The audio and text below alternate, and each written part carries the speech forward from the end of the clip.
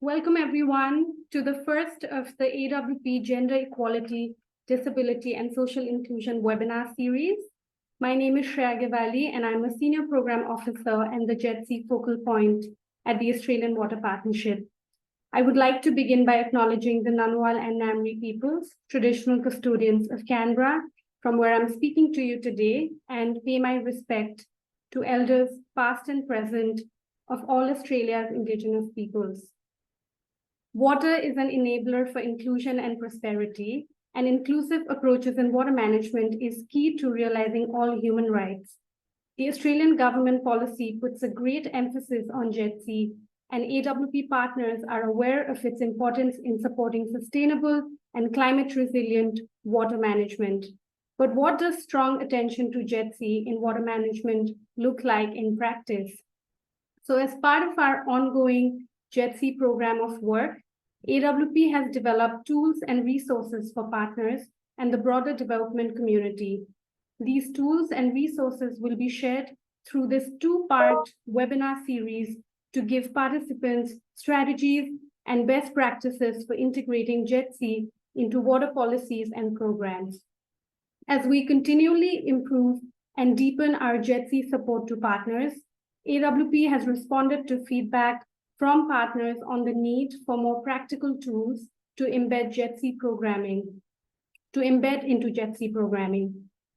So in response to these feedback, we collaborated with WaterAid to develop two practical GEDSI tools, a GEDSI action plan template and a GEDSI continuum and accompanying guide. Next.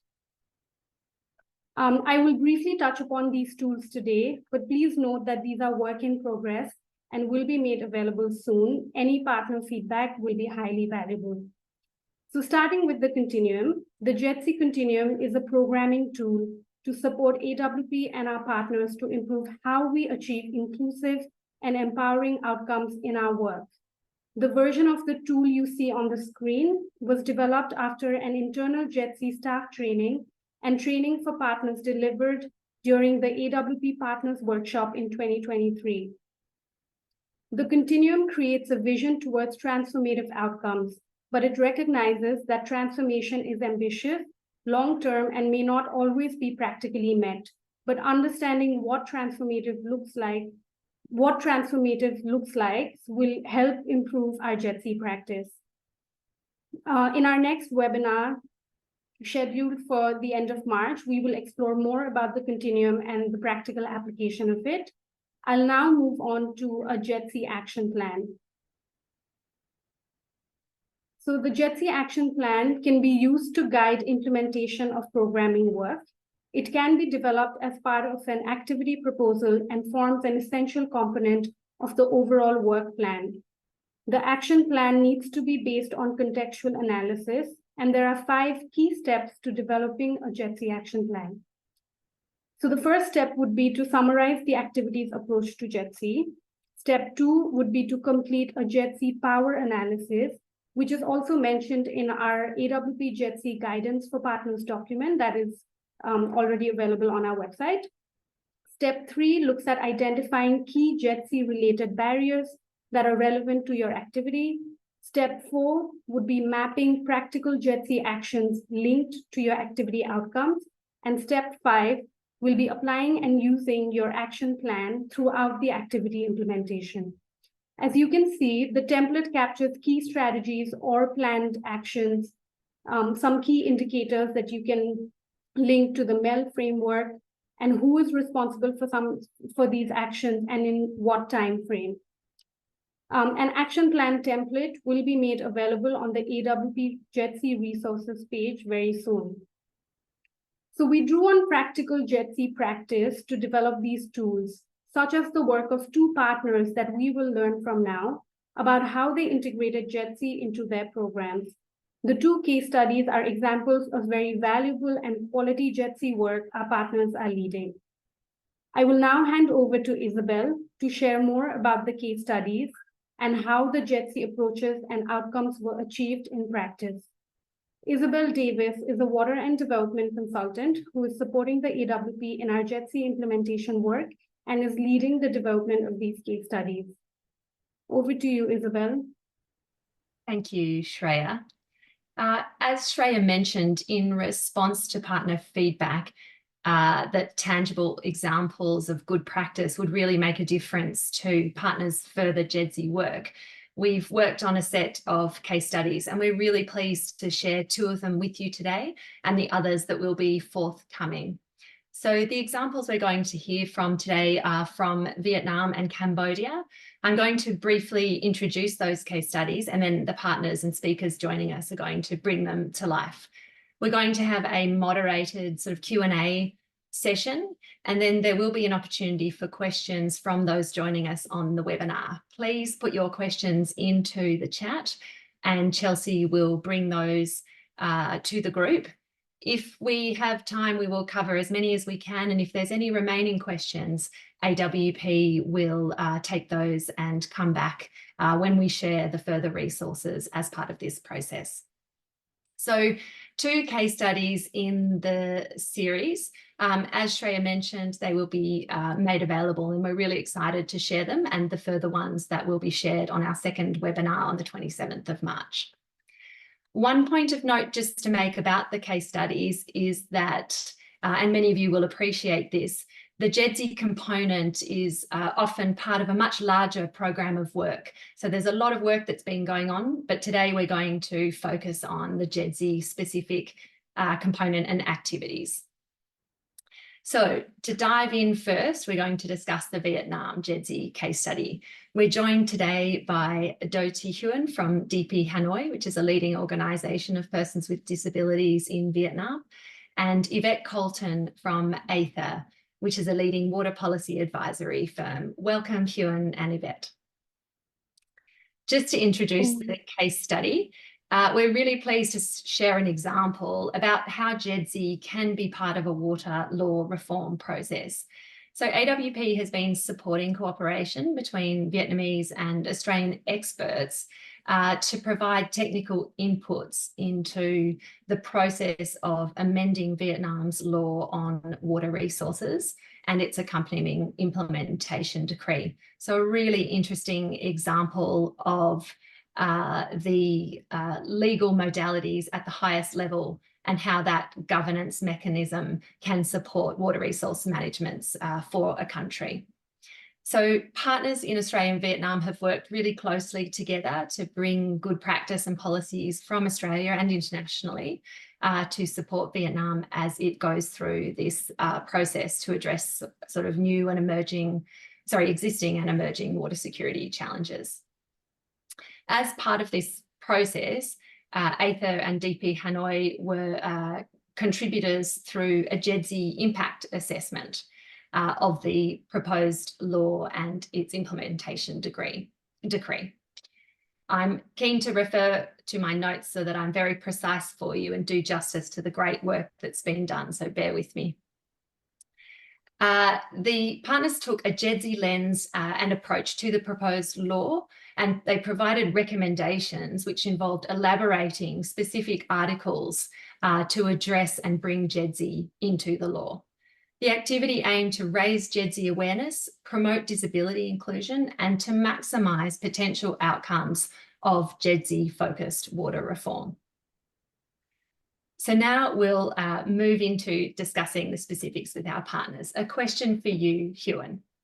Can you talk about the role that DP Hanoi played in conducting the GEDSI assessment and what that process involved? Yeah. Hi, Isabel. So thank you for the question. Just summarize about our organization.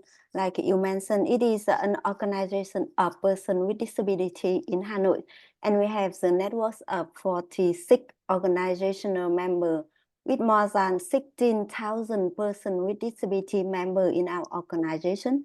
So we strongly represent voice of persons with disability, and we raise the voice for them with different stakeholders. And in this assessment, we are very grateful for this opportunity to undertake the GEDSI impact assessment together with Aether to assess the law on water resource and implementation decrees. So in this work, the main focus of DP Hanoi role is assess if the law and its degree mainstream GEDSI in the whole development drafting process and how to achieve gender equalities or gender discrimination and ensure the legitimate rights and interests of vulnerable groups, for example, like the person with disability, minority groups in the law and its degrees. So some more details of work that including that DP Hanoi involved, for example, like we carefully looked at the GEDSI relevant documents to see if it includes or omits anything related to person with disabilities and other vulnerable groups during the Vietnamese document reviews. And we involved in the section on GEDSI consideration in advice on legal frameworks for water resource management. We compare and we check different law and existing regulation in Vietnam to make sure the gender equalities and inclusion, if that puts in the drafting law and degrees of water resources. And DP Hanoi also joined the workshop conducted by the Departments of Water Resource Management when they organize the workshop, and we give the comments, ideas when they have the presentation about the law and decrees. And of course, with ATER support and also AMPER, we draft the reports on integrations of GEDSI considerations in the whole process and also finalize the reports to AWPs. And of course, during the whole process, DP Hanoi also have online meeting with our partner from ATER AMPER to discuss, exchange information, ideas, and then finalizing the reports. Just additional information for you, that's DP Hanoi, just last month we finished, almost finished a research on climate change, water security, and disability inclusion in cooperation with Monash University and of course funded by AWPs. And we hold a workshop with lots of stakeholders who interest, for example, some from climate change department, water resource management. So it is a great process for us. Thanks, Hyun. That's great. So we understand that you provided sort of a written report as well as the workshops and online meetings to contribute to the process. Could you give us one or two examples of that GEDSI assessment advice, perhaps from the written report, an example of advice that was given to the process? Yeah, so in cooperation with our partner, the GEDSI assessment, we examine how the revised laws and implementation decrees it promotes gender equality and also broader GEDSI outcome. So we focus on the participation of communities, especially vulnerable groups, in water planning, water exploitation, their accessibility to water information system, and ensuring that all the exploitation and use of water will not affect the daily activities and also social economic developments of people living in and around that area. So based on some existing law in Vietnam, for example, law on gender equalities, law on people with disabilities, and law on access to information, our team have some recommendation to elaborate article in the law and in implementation degree by mainstreaming GEDSI. For example,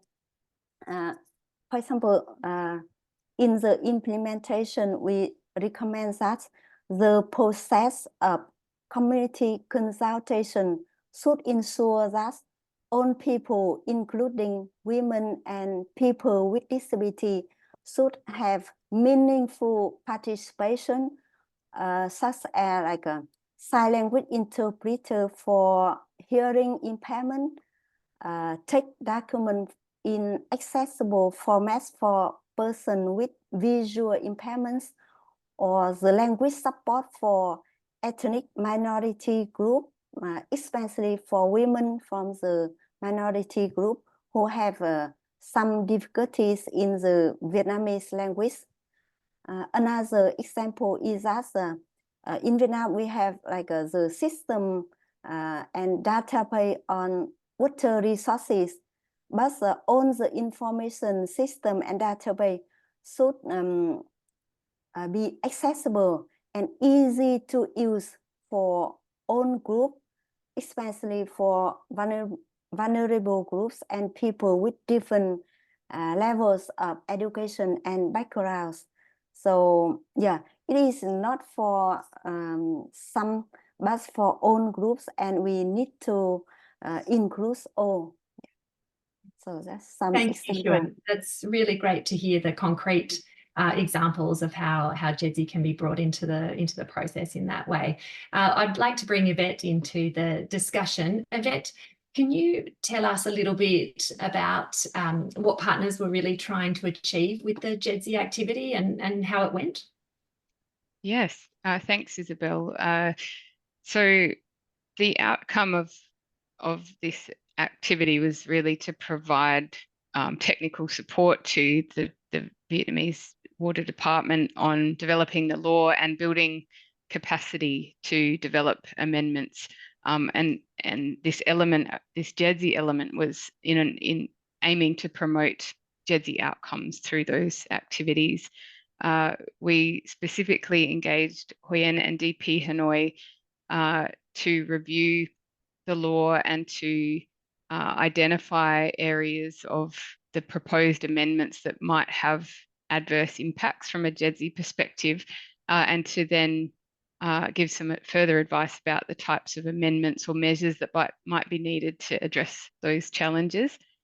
In terms of the impact or changes, it hasn't resulted in sweeping amendments to the law. The law is a high-level instrument, and the finding was that the law didn't pose risk from a GEDSI perspective, that there were identified principles and measures in the law that would enable people to exercise their right to participate in decisions and to access information, for example.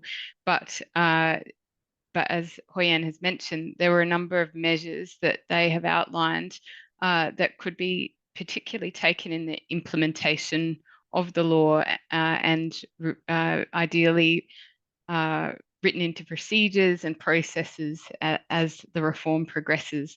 So I think the key outcomes were it's helped to raise awareness, not only in our team, but in the government, and the profile of those issues.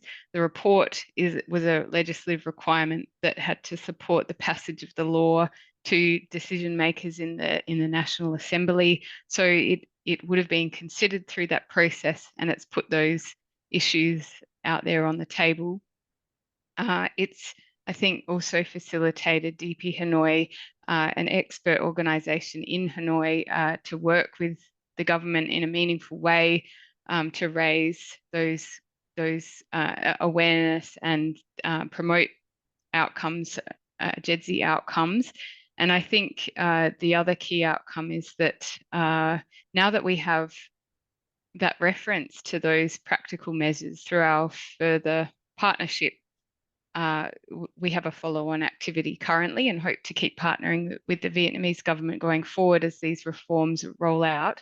We now have a better understanding and reference to the types of measures that we should be looking out for, and that we can provide capacity building and support for in practice. That's great. Thanks, Yvette. It sounds like, from what you were saying, it is quite a large process, and it sounds like there's a number of actors involved as well. Could you tell us a little bit about your experience or how you may go about it as the process continues, how to continue to advocate for GEDSI amidst all the other important components of a law, as you said, that covers a number of water resource management areas? How do you keep GEDSI on the table? Yeah, I think it is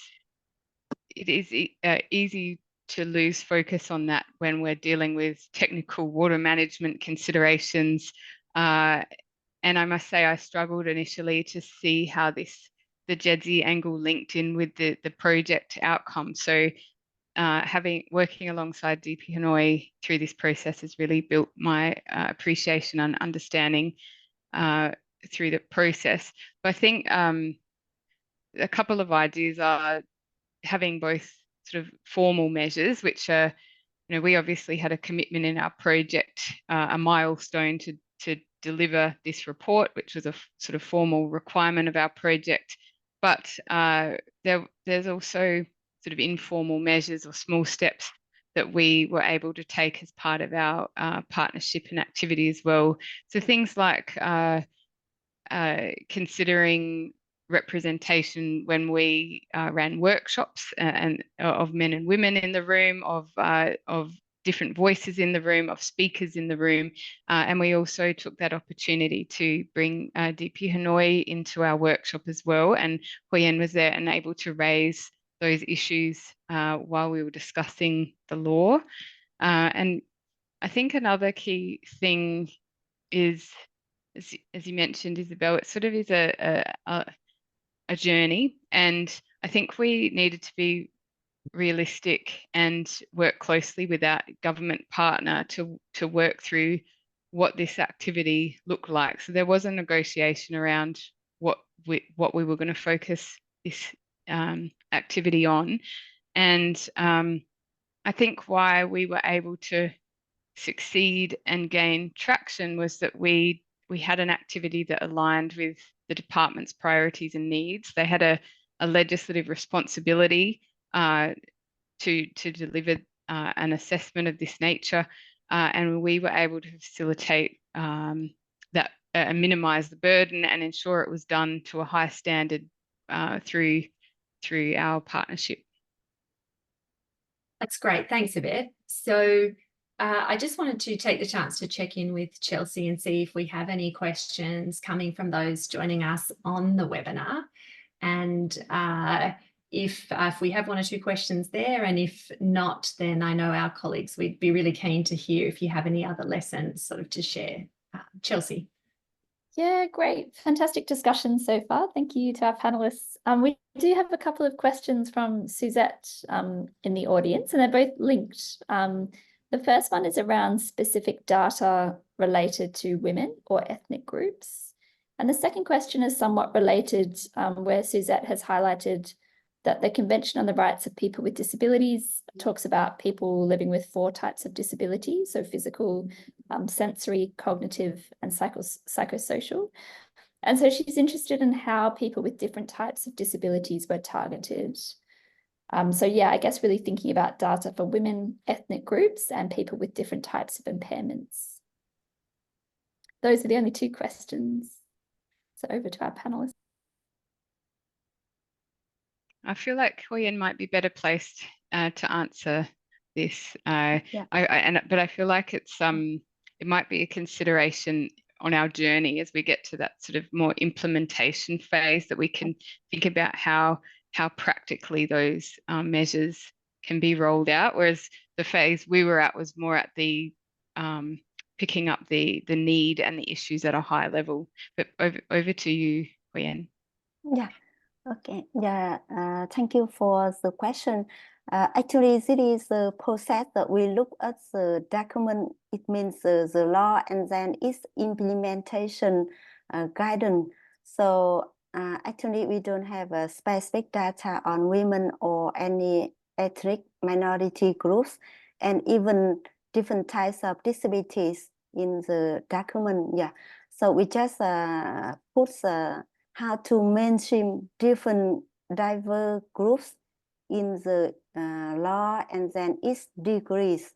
So like Yvette mentioned, in the next phase, like implementation process, we will like look at this, and then if we have any, we want to have specific data for different types of group, including person with disabilities, and then minority women groups.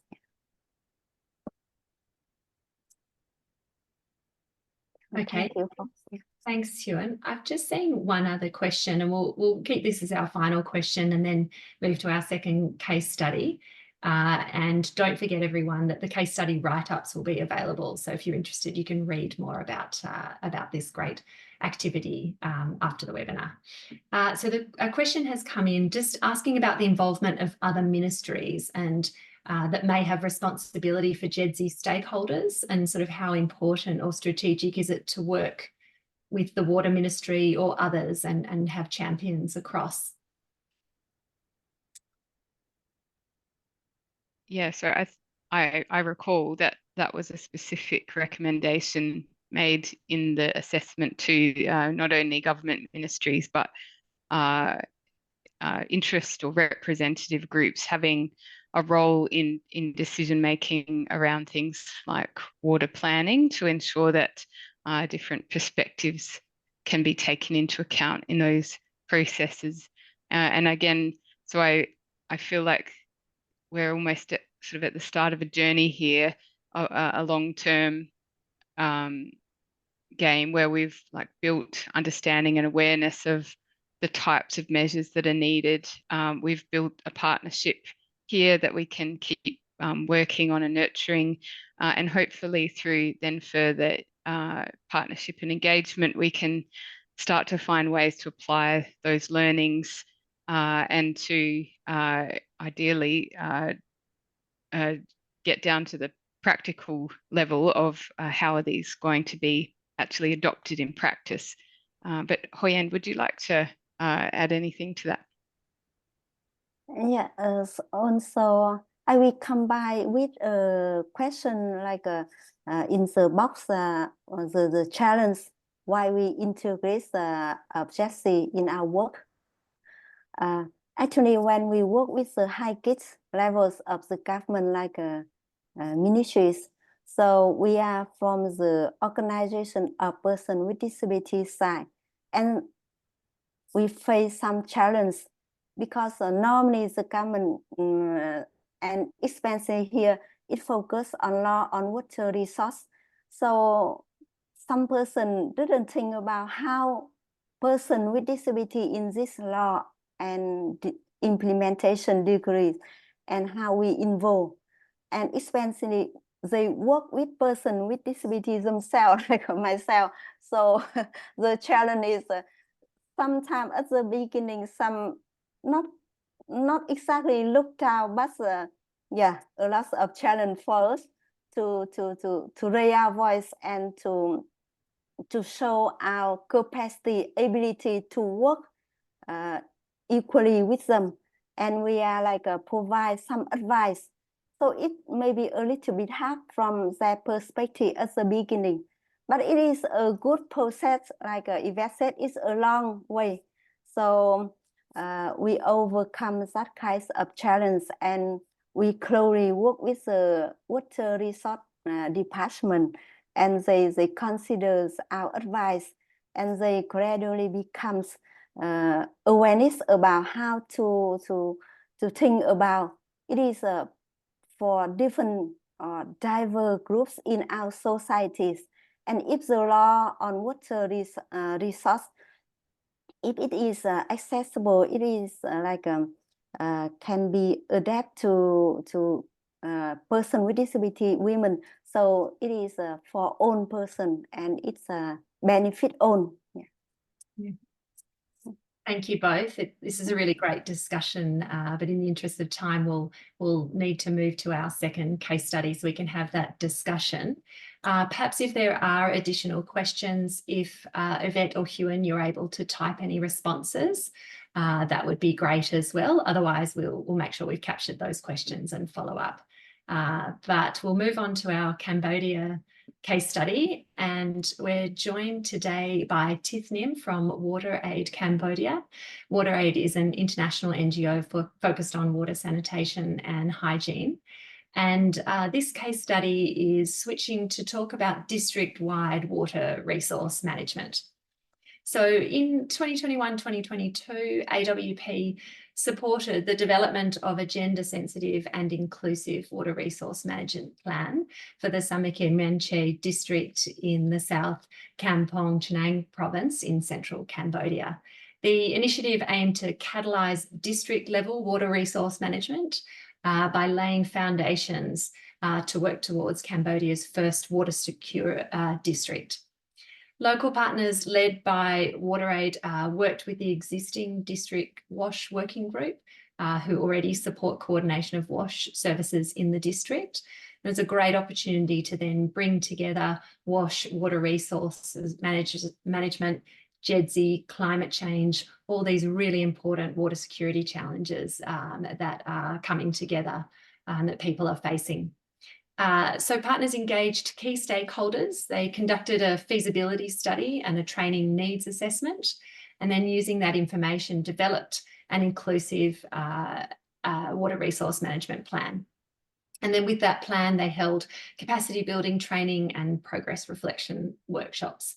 And all these steps were part of having a district-wide water resource management plan that really embedded GEDSI principles. The resulting plan is now being implemented in the Samikhe Menche district, with initial results showing district government officials considering disability inclusion in water resource management, and private water operators are having an expanded focus on marginalised households. The plan has also already been shared with other districts, so it's a really interesting opportunity of looking at that level and how that will can further support broader water management across Cambodia. So thank you, Tith, for joining us. I'd be really keen to ask you about the motivation for this project and sort of why develop a gender sensitive and inclusive district-wide water resource management plan. Yes, good. Thank you and good morning, everyone. Actually, just go for WaterAid a bit, and then we have the mission, our mission to transform life by improving access to clean water, hygiene, and sanitation in the world poorest community. We work with local partners, we influence the decision maker to maximize our impact. And coming to the question, what motivates us to develop the gender-sensitive, inclusive water resource management plan at a district-wide scale? Actually, if you have known about Cambodia, I mean, Cambodia is considered as a country that is rich of water, we can say that. But somehow we are characterized by two seasons. I mean, we have rainy season and dry season, which is divided by 6 months and 6 months, I mean, half a year each. And in the rainy season, we receive plenty amount of water, and sometimes it might lead to a flash flood. And we are good that we have many rivers as well, but somehow flash flood mostly occur during the rainy season. And in the dry season, we nearly or almost do not receive any rainfall at all.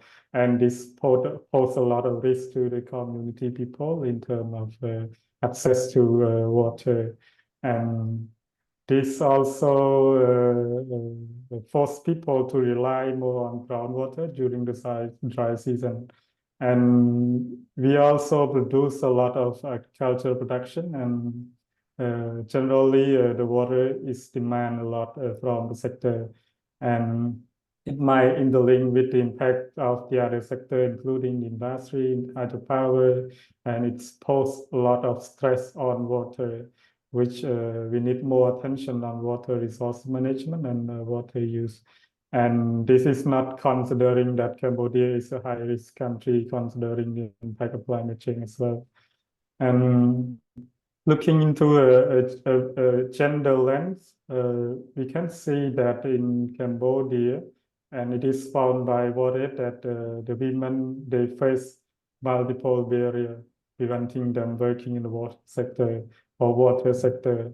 And even a few of them, they can have a chance to be participate in this decision-making role. And there are also limited agency to work around the sector for driving change as well. And we also found that there is a lack of professional development opportunity available for the women.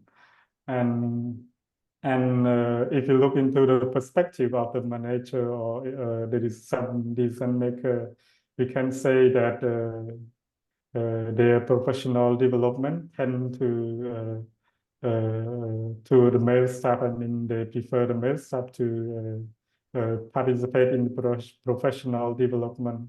And it is perpetuate gender stereotype of women lacking the capacity for promotion. And currently, it's look like we don't have any clear structure in the government to encourage women in the war sector or to promote their leadership yet. And we also have the district centralizing process is going on, and it seems like it will be led by able body men, sorry, when it is centralized to the district level. And considering the water resource management, it seems like it will create less leadership role for women, and the gender outcome might not be addressed if the women cannot be part of the decision making as well. And considering that we must treat everyone equally and do not leave anyone behind, so women and also the other marginalized group are generally the one that suffer most. I mean, considering in the society and considering the extreme weather event that would happen in the future as well. So that's what motivates us to work around that. That's great. Thanks, Sudha. It sounds like there's a really, obviously a really important GEDSI context there. And we understand that you took the approach to have GEDSI as a principle for the whole plan, but also conducted an inclusive feasibility study to sort of gather those specific GEDSI inputs. Just because those joining us on the webinar are really interested in these practical aspects of what steps were taken, can you tell us what the feasibility study involved? Yes, actually for all our program, we implement through some process, including the first step, we try to gather the evidence. I mean, we conduct the assessment, the study to understand the context in our target area, and then we identify the solution of what would be applicable in the target district or target province, and then we try to develop a practical solution that can be implemented in our cross program, and then we promote everyone to keep monitor, adapt, and learn from the whole process, and we just redo it again. And mostly we use our approach, like we use the system strengthening approach. We involve multiple stakeholder and a lot of factors that would involve, and the interaction between all the actor and factor as well. And we promote the evidence-based collective action partnership. And GEDSI, of course, like the previous speaker, they mentioned that like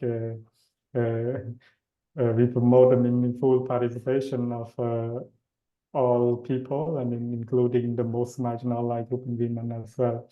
And just to give a sense about the feasibility study, I mean, this study we conduct in order to obtain some qualitative and quantitative information as the evidence collection to see what's going on there and around the water or water resource management in the target district. And it's also a chance that we can improve the capacity and promote district leadership in the water resource management related development as well. And it's also a chance to build a collective action, engagement of WAS and water resource management sector stakeholders, and of course promote meaningful participation in marginalized group. So this whole process we try to include everyone there, and we want to hear from everyone what's going on there in terms of general community people, women, and people with disability, and the other group of marginalization. That's why in the whole process we include them. In our data collection process. I mean, we have a number of data collectors up to 20 people, and among those 20, we have 11 women participate in the group, and we also have 2 women who experience the disability as well, and this kind of a diversified team from the government at subnational level as well, and even the private sector were also engaged there.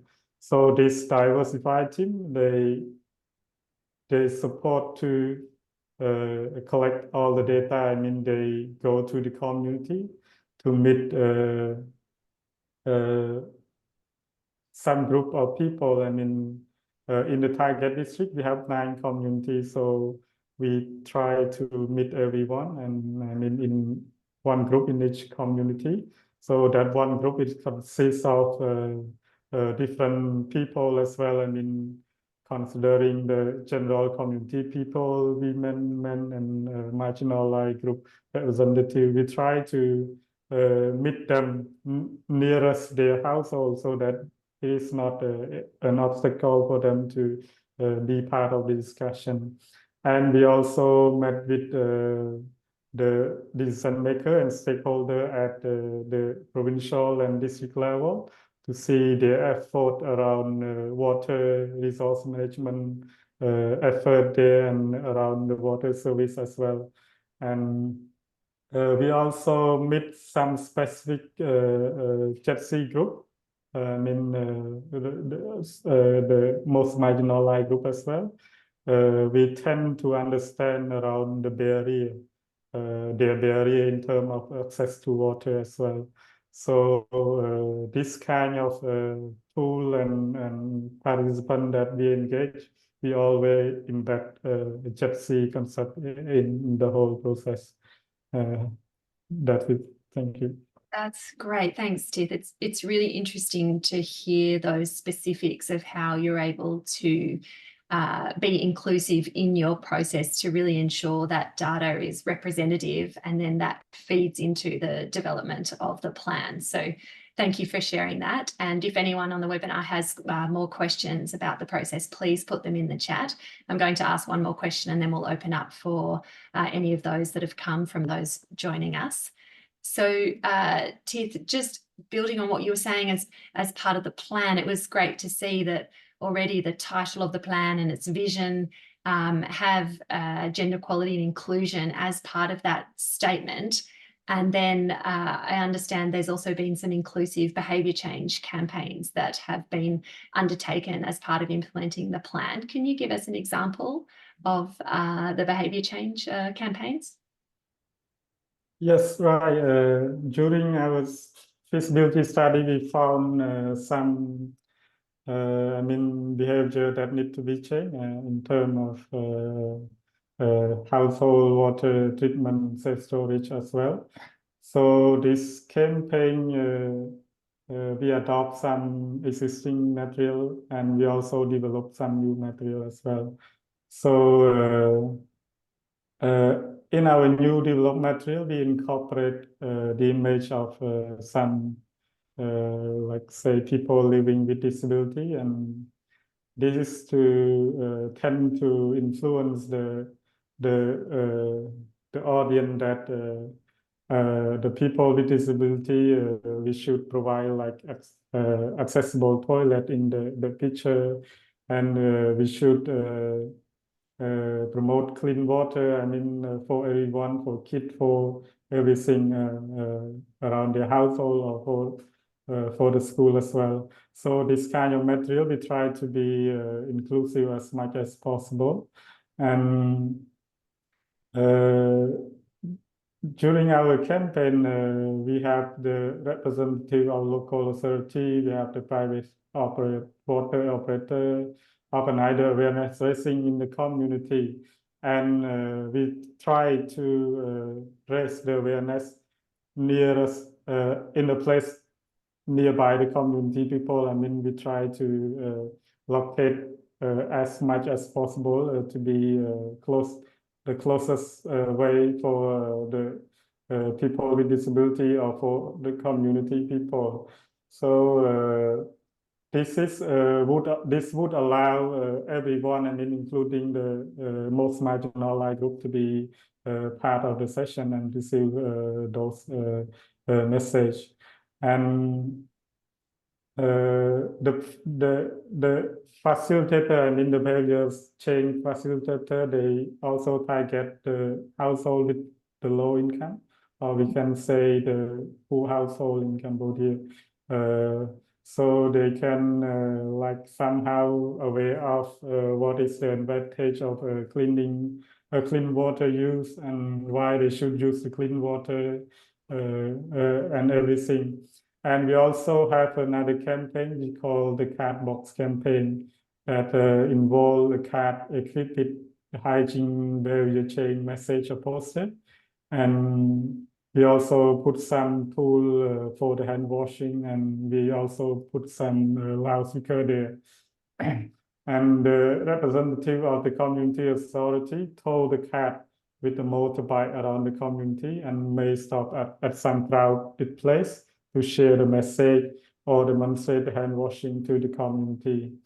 And this campaign, we try to design to reach the community member with difficulty in seeing, so they can hear the loudspeaker as well. And it is using a mixed communication method. I mean, they can visualize, they can hear, and even they can practice with our hand washing tool on the card as well. Fantastic. Thanks, Tiff. And there is a little bit more information about these examples in the case study write-up. So just in the interest of time, we'll go to Chelsea just to see if there are some questions coming in from those joining us. Thank you, Tiff and Isabel. That was a really great discussion, Tiff, and really great to hear the detail of how you did the GEDSI work in practice. There are a few questions coming through. I think the one from Hang is really interesting. They're asking about what kind of database do you think we need to monitor better decision-making in water resource management? So thinking about the data we need to make sure that decision-making is really inclusive. And then, yeah, there's also a question, Yeah. and maybe, oh, sorry, Tiff, do you want to go ahead? Yeah, right. Actually, during our in the result of our feasibility study, we found the need to improve in terms of data collection as well. I mean, it is include both water and climate related data and GEDSI related data. We can see that they need to strengthen at the district level. We see that there is no documented water-related data at the district level, and it's look like the threat to the water, all the water source and water service has not been properly identified as well. And the local authority included the district level and community authority level. They seem to don't know about the climate data as well. So this kind of data, it is very important that they need to be to have, I mean, in terms of decision making related. And for the GEDSI data, I mean, Yeah, they generally they count like people with disability number, but they really not dig deep into what type of disability and how are their disability involved and where are they and what kind of service that they have received yet. I mean, in terms of those aggregated data and detailed information related to the marginalized group, they don't really have in their hands yet. So without those data, we cannot respond, directly respond to the need at all. I mean, so this kind of information should be in the hand of the local authority so that they can have a proper decision making. Right. And any more questions, Chelsea? Perhaps just time for one more. There is a question from Malaphone about whether the GEDSI data was applied in a water model. Was there a water modelling that applied to the plan, and did that draw on GEDSI data? That might be Actually, yeah, right. Thank you, Chelsea. Actually, for the water-related modeling, we tend to not use that yet at this stage.